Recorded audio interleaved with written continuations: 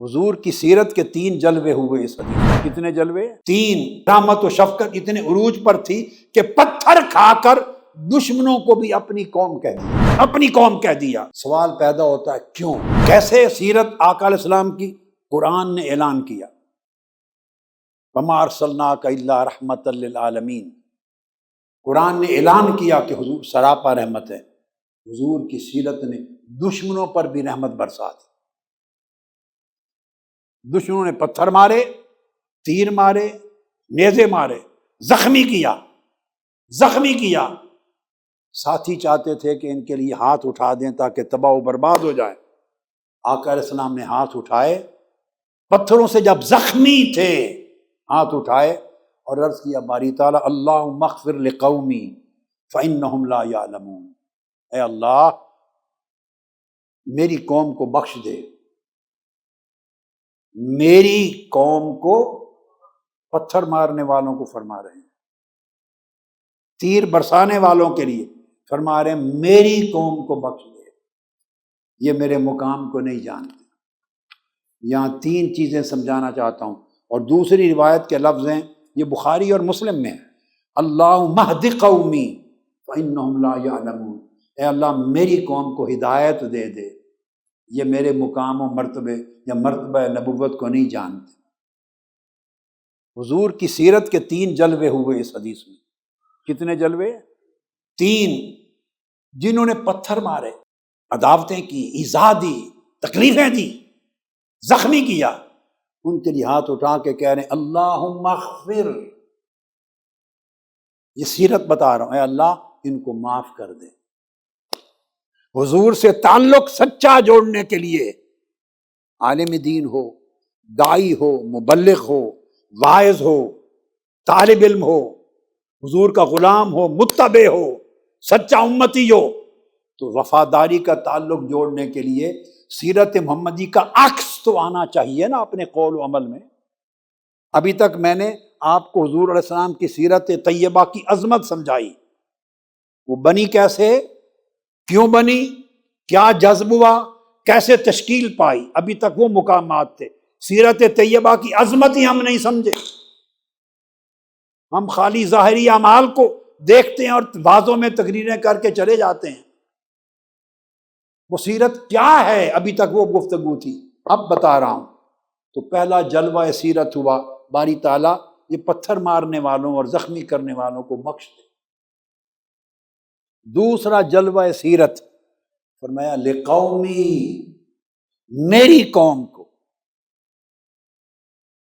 قومی،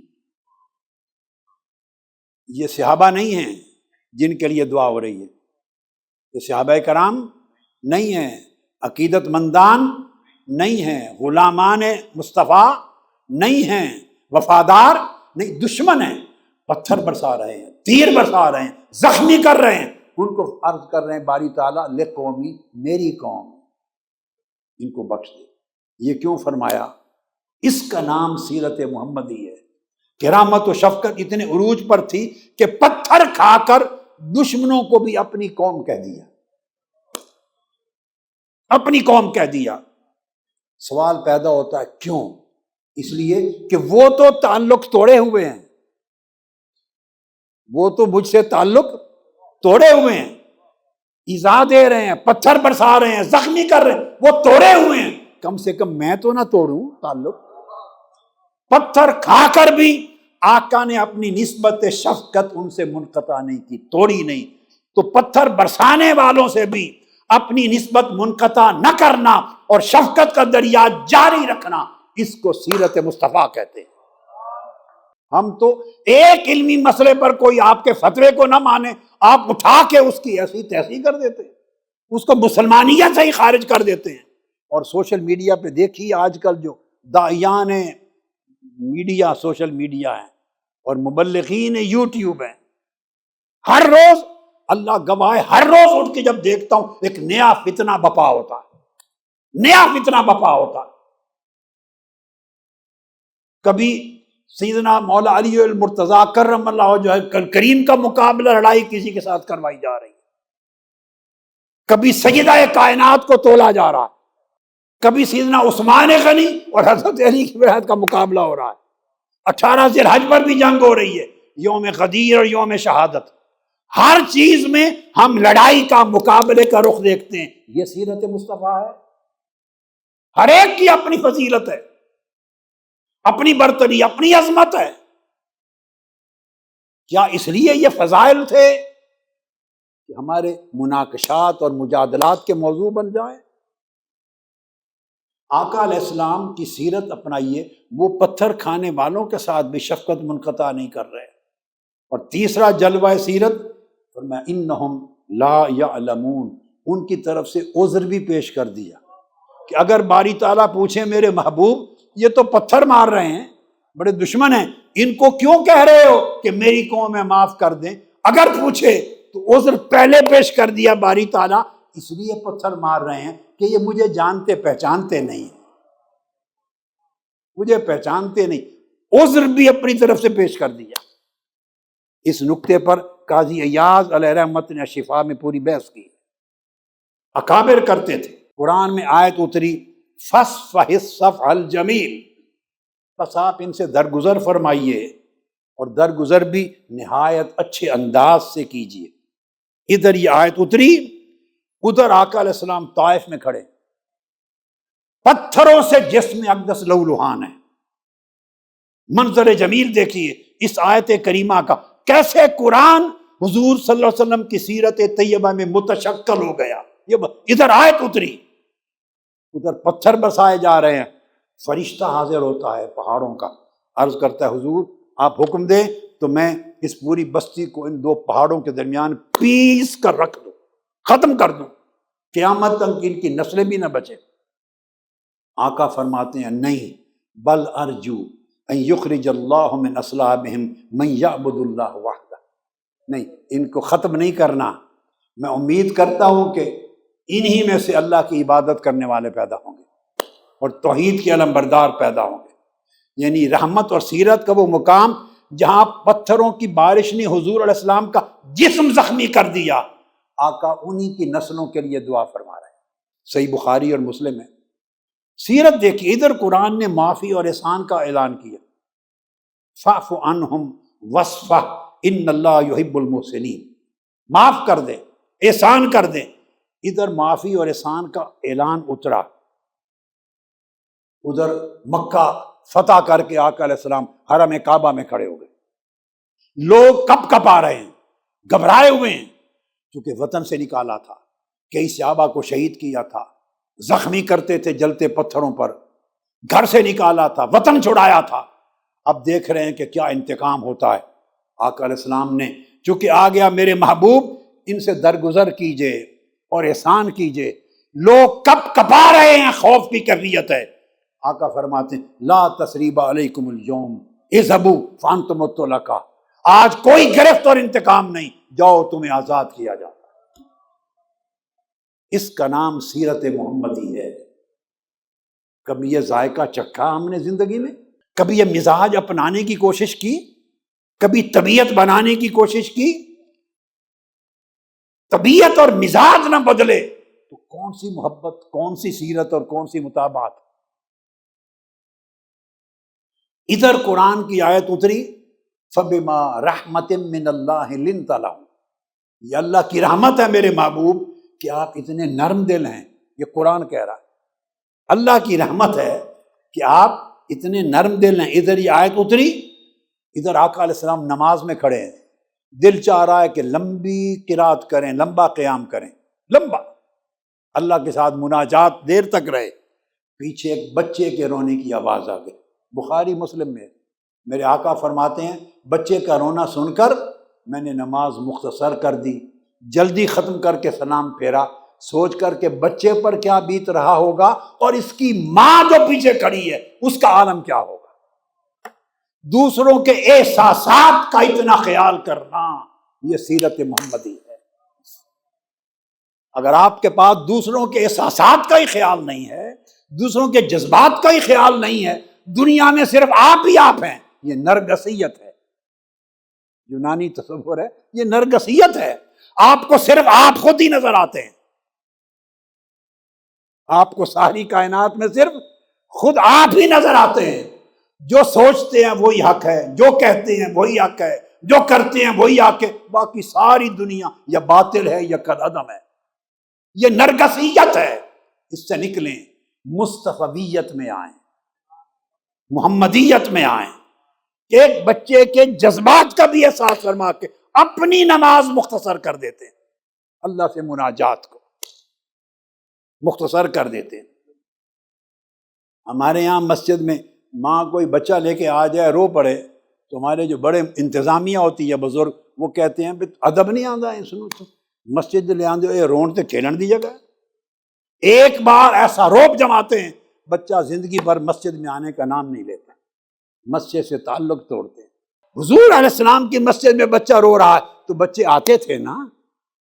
جب اس عمر میں آئیں گے تو روئیں گے بھی کھیلیں گے بھی. انہیں آنے دو، بھلے روئیں بھلے کھیلیں. کتنے سال کھیلیں گے؟ چند سالوں میں مسجد کا ادب آ جائے گا. انہیں مسجد سے جوڑو. اور ایک کہاوت ہے کہ جس مسجد میں نماز ہو، نمازیوں سے مسجد بھری ہو، مگر پیچھے بچوں کی رونے کی آواز نہ آ رہی ہو، سمجھو اس قوم کا مستقبل ختم ہو چکا ہے، دین نہیں بچے گا. کیونکہ بچے نہیں آ رہے مسجد میں. تو بچوں کو لانا ہے تو بچوں کے لیے جاذبیت کا ماحول پیدا کرو. وہ محبت سے ہوتا ہے، مسکراتے چہروں سے ہوتا ہے، کھلی طبیعتوں سے ہوتا ہے. ادھر قرآن میں آیت اتری، یا ایھا الذین آمنوا کونوا قوامین بالقسط شہداء للہ ولو علی انفسکم او الوالدین والاقربین. عدل انصاف کرو، خواہ اپنی ذات اور اپنے خاندان کے خلاف. ادھر ایک بڑے قبیلے کی عورت کیس میں آ گئی، کسی نے سفارش کی اس کو چھوڑ دیں. فرمایا واللہ لو ان فاطمہ بنت محمد سرقت لقطع محمد یدہا. تم یہ سوچ کر کہ بڑے گھرانے کی ہے، خدا کی قسم اگر فاطمہ بنت محمد بھی ہوتی اس میٹر میں تو میں سزا دیتا. عدل اور قسط کے بغیر حضور کی سیرت نہیں قائم ہوتی. ادھر آیت اتری وَيَسْأَلُونَكَ مَاذَا يُنْفِقُونَ. آپ سے پوچھتے ہیں کیا خرچ کریں. قُلِ الْعَفْوَ. جو ضرورت سے زائد ہے خرچ کر دو، حاجت مندوں کی ضرورت پوری کرو. ادھر یہ آیت اتری، ادھر آقا علیہ الصلوۃ والسلام نماز پڑھانے کے لیے کھڑے ہیں. باہر سائل نے، ایک غریب محتاج نے آواز دی ہے، صفیں قائم ہیں. ایک محتاج کی آواز سنی، میرے آقا نے مصلی چھوڑ دی، اقامت ہو چکی، باہر چلے گئے. یہ دو الگ واقعات ہیں، میں جوائن کر کے کنسیپٹ دے رہا ہوں آپ کو. واقعات دو الگ ہیں. ایک موقع پر باہر چلے گئے، اس کی حاجت روائی کر کے مؤخر کر دی، پھر آ کے نماز پڑھائی. اور اس حدیث میں جو صحیح مسلم کی پیش کر رہا ہوں، باہر چلے گئے آقا علیہ السلام. پوچھا کیا چاہتے ہو؟ اس نے کہا میرا پورا قبیلہ بھوک سے مر رہا ہے، بھوک سے مر رہا ہے، اور مسلمان بھی نہیں ہیں. حدیث کے اگلے لفظ بتا دیں گے، یہ اس موقع نہیں، میں اخذ کر رہا ہوں. مسلمان بھی نہیں ہیں، آگے سمجھ آ جائے گی. بھوک سے مر رہے ہیں، آپ ہماری مدد کریں، ہماری فقر اور بھوک اور محتاجی کو ختم کریں. اس نے کہا دو پہاڑیوں کے درمیان جتنی بکریاں میرے قبیلے کے لیے دے دے. آقا نے فرمایا پوری وادی مدینہ کی بکریاں تمہیں دیتا ہوں. وہ لے کے چلا گیا. اب کہاں سے اخذ کیا کہ مسلمان نہیں ہے؟ اس نے جا کے قوم سے کہا، یہ صحیح مسلم میں کہا میری قوم خدا کی قسم محمد سچا ہے، اسلام قبول کر لو. انہوں نے کہا کیوں؟ اس لیے سچا ہے، وہ اتنا دیتا ہے کہ پیچھے اپنے فقر کا خوف ہی نہیں رکھتا. اس نے پوری وادی بکریوں کی بری ہوئی ہمیں دے دی ہے. یہ جو اس کو کہتا ہے کہ اسلام قبول کر لو تو پتہ چلتا قبیلے والے مسلمان نہیں تھے.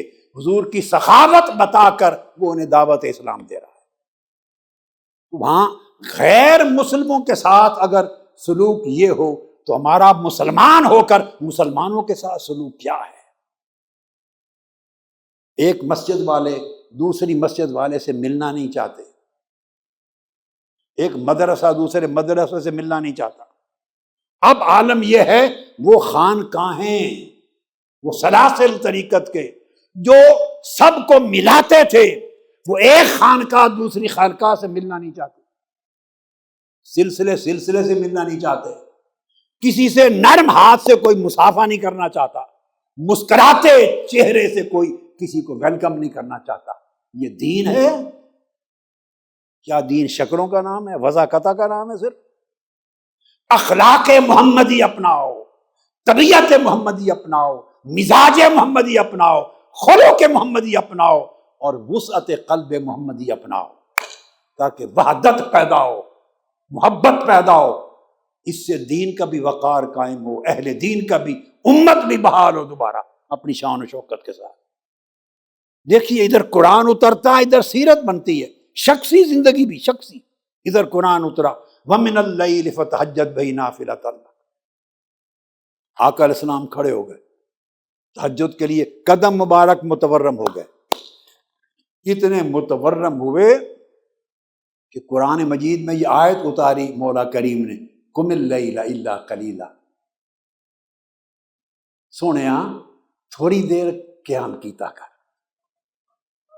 میرے محبوب تھوڑی دیر قیام کیا کر۔ مَا أَنزَلْنَا عَلَيْكَ الْقُرْآنَ لِتَشْقَىٰ، قرآن اس لیے تو نہیں اتارا کہ اتنی مشقت میں پڑ جائیں۔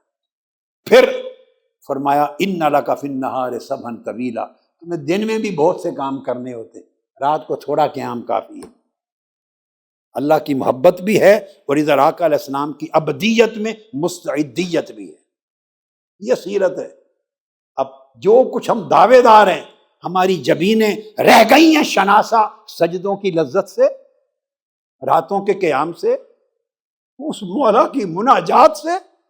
کوئی تعلق مولا کا رہ گیا ہے کہ رات کی تاریکی میں بھی اس سے کوئی تعلق جوڑے، اس سے پیار کی بات چیت کرے، اس سے مناجات کرے، اس خانہ دل میں اس یار کو اتاریں، اس کے جلووں کو اتاریں، اور نہا خانہ دل میں اس سے باتیں کریں۔ کہاں گئے؟ اصل دین کہاں ہے؟ ظاہر پرستی اور تحکم پرستی، سب نفرت اور حقارت کا ماحول بن گیا ہے ہماری زندگی میں۔ ادھر قرآن اترا حل جزاء الاحسان الا الاحسان، کہ احسان کا بدلہ احسان کے سوا کیا ہے۔ بتا رہا ہوں قرآن کس طرح آقا کی سیرت بنا، اور وہ سیرت اگر ہمارے اندر نہ اترے تو ہمارا حضور علیہ السلام سے تعلق کیا ہے؟ دھوکے کا تعلق ہے۔ اترا کہ احسان کا بدلہ احسان سے دو۔ ادھر غزوہ حنین کی فتح کے بعد پلٹے، قیدی اور مال غنیمت آئے، قیدیوں میں آپ کی رضائی بہن حضرت شیمہ بنت حارث بھی آ گئیں، حضرت حلیمہ سعدیہ کی بیٹی، جو آپ کو بچپن میں گود لیا کرتی اور کھلاتی تھی، وہ خیمے میں لائی گئی، پہچان ہو گئی، اسے عزت دی حضرت شیمہ کو، اپنی چادر بچھا دی، آنکھوں میں چشمان مقدس میں آنسو جاری ہو گئے، بچپن کے زمانے کا احسان یاد آ گیا۔ پوچھا شیمہ کیا چاہتی ہو؟ اپنے بارے میں جو فیصلہ کرو تمہیں اختیار ہے۔ اس نے کہا آزاد کر دیں۔ فرمایا آزاد ہو۔ اس نے اور بنو سعد اور حوازن کے سب لوگ، آقا ہم آپ کے رضائی خاندان کے لوگ ہیں، سب رشتہ دار ہیں، کیا چاہتے ہیں؟ یہ سب قیدی بھی چھوڑا دیں۔ ایک شیمہ اور بنو سعد اور حوازن کے لوگ، ایک دن میں 6000 قیدی میرے آقا نے سب کو آزاد کر دیا، اس احسان کے حیا نے جو دودھ پلایا تھا حضرت سعدیہ نے۔ یہ حیا اور یہ وفا، اس کا نام اصل دین ہے۔ یہ سیرت، اس مطابعت کا نام دین ہے۔ ابن سعد نے بیان کیا طبقات الکبریٰ میں، ابن شام میں السیرہ نبویہ میں، اور ابن کثیر نے البدایہ والنہایہ میں۔ آگے اس سے عجیب دیکھیے، بڑی عجیب، کیونکہ آخری حصہ ایک بات ختم ہونے کے قریب ہے۔ آقا علیہ السلام کی سیرت کو سمجھو اور اپنے اندر ایک تبدیلی لاؤ۔ دعوے نعرے، ہم میلاد بھی مناتے ہیں، جلوس بھی نکالتے ہیں، یہ صرف جلسے جلوسوں سے حضور کی مطابقت نہیں ہو جاتی، ہم کرتے ہیں، نعت خوانی بھی کرتے ہیں، واعظ بھی کرتے ہیں، سارا کچھ کرتے ہیں، مگر نہیں کرتے تو آقا کی مطابقت نہیں کرتے، سیرت طیبہ کو اپناتے نہیں ہیں، بس باقی سب کچھ کرتے ہیں۔ اور کوئی ہلکی سی بات کر دے پھر فتووں کی بچھاڑ ہے، اس کا جینا دو پر کر دیتے۔ اور جو باقی شرفاء علماء اپنی عزت بچانے کے لیے چپ رہتے، بات نہیں کر سکتے، ایسا ماحول پیدا کر دیا۔ کہاں لے جا رہے ہیں ہم امت کو؟ ابھی کوئی گڑھا رہ گیا ہے مزید ہلاکت کا جس میں گرانا ہے ہم نے؟